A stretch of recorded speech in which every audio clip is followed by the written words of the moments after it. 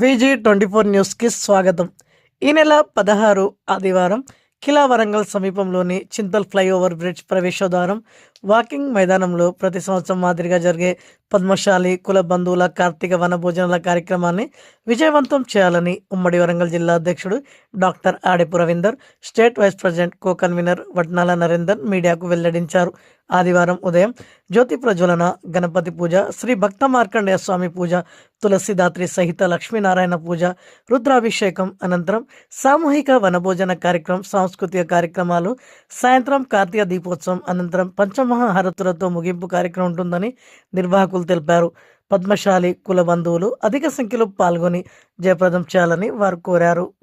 కార్తీక మాస వనభోజన మహోత్సవం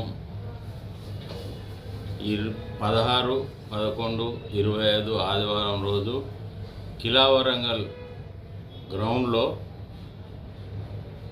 అఖిల భారత పద్మశాలి సంఘం అనుబంధం, తెలంగాణ పద్మశాలి సంఘం ఆధ్వర్యంలో నిర్వహించబడు ఈ వన మహోత్సవానికి వరంగల్ ప్రజలు, కుల బాంధవులు, బంధుమిత్రులు, చేనేత కార్మికులు, చేనేత సంఘాలు, పద్మశాలి చేనేత సంఘాలు మరియు పర్పస్ సంఘాలు కుటుంబ సమేతంగా వచ్చి, సతీ సమేతంగా వచ్చి ఈ వనభోజన మహోత్సవాన్ని దిగ్విజయంగా జరపాలని కోరుకుంటూ, అలాగే మేము కనీసం 5,000 మంది అని మేము ఎక్స్పెక్ట్ చేస్తున్నాం. భోజనాలు దాదాపు 4,000 మందికి భోజనాలు తయారు చేస్తున్నాం.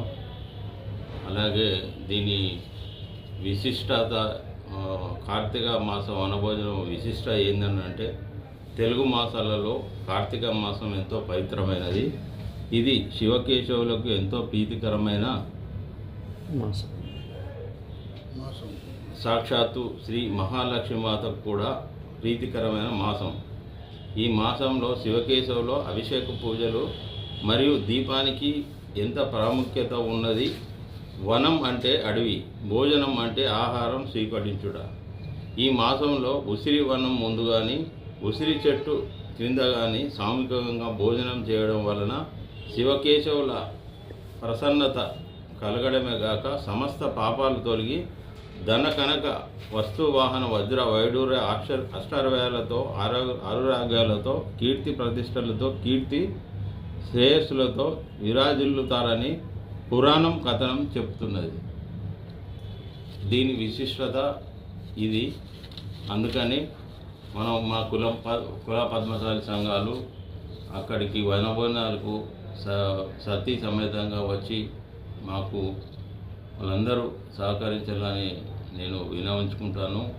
అలాగే మన అక్కడికి వచ్చిన వాళ్ళ బంధుత్వాలు కలుగుతాయి, వాళ్ళ వ్యాపారాలు కూడా వ్యాపారం చేసుకుంటూ అరే వ్యాపారం ఉన్నది వాళ్ళకు అని మనం ఇతని దగ్గరికి పోవాలి అని మన కుల బాంధవులు వాళ్ళకు కూడా వ్యాపారాలు పెరుగుతాయి అని నేను ముఖ్యంగా కోరుకుంటూ వరంగల్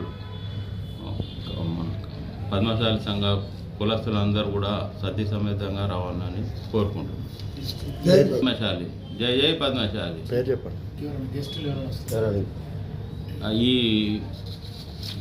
ఈ కార్యక్రమానికి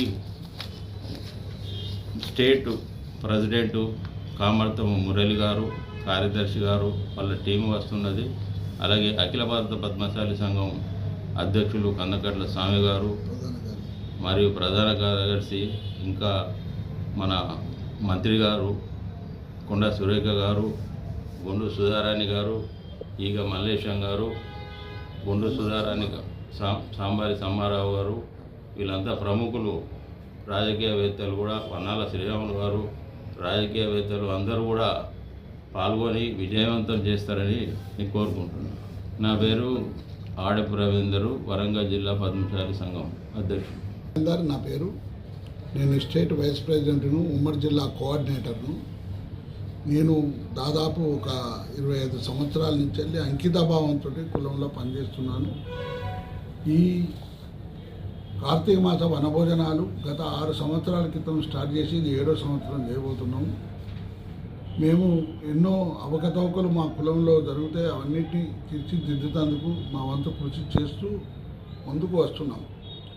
ఇవాళ చేనేత అనగానే ఆకలి చావులకు, కష్టాలకు, అడ్డమైన కూలీలకు ప్రధానంగా నిలయంగా తయారైంది.